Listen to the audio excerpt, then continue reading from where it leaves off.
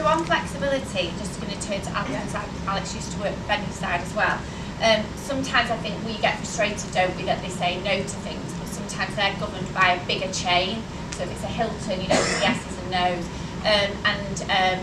Things like when you want to change venue, it's understanding that different menus will take different amount of time to prep. So I just wondered, from your side, Alex, like flexibility, how far can you push it, and what are the things that are genuine?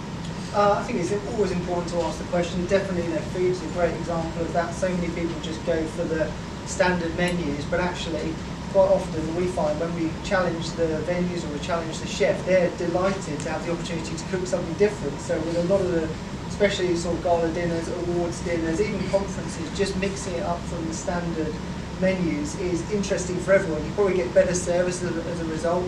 Yes, you're right, you've got to look at the food ingredients, because obviously some of the price points are going to be based on certain menus, but there's often a bit of flexibility with that. So one of the first things we tend to do at Make Events is challenge the menus, because we find that you can get, it's quite a lot of good added value as well from a client's perspective, because they get something different, and everyone tends to embrace that. And we, there's a lot of venues in Manchester that love it when we go, right, we want you to do something different, whether that's bento boxes is a different style of doing conference catering, or just theming a menu in the evening around whatever theme we're working to. So there is often flexibility there. Just don't be afraid to ask the question, I suppose.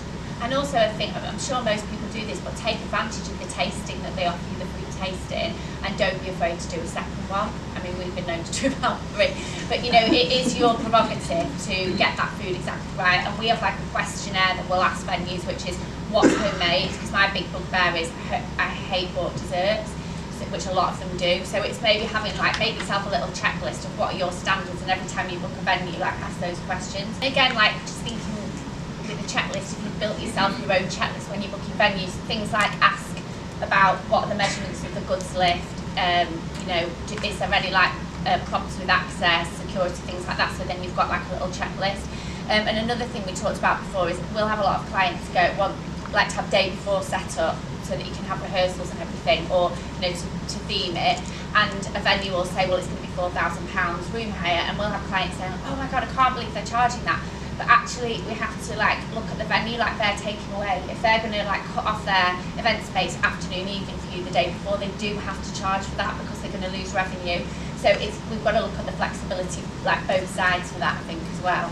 Also, look at whether you've got it on an exclusive basis, whether you're having to share the sort of communal areas. Obviously, I'm sure you will do it, but just making sure none of your competitors are booked on the same day in the same venue, and you're going to have an awkward clash when you arrive and see the digital signage has got both of your names on it. Those sort of things, just small things, but make quite a big difference, especially if you're looking at customer events and things like that. You really want to make sure you're owning that space.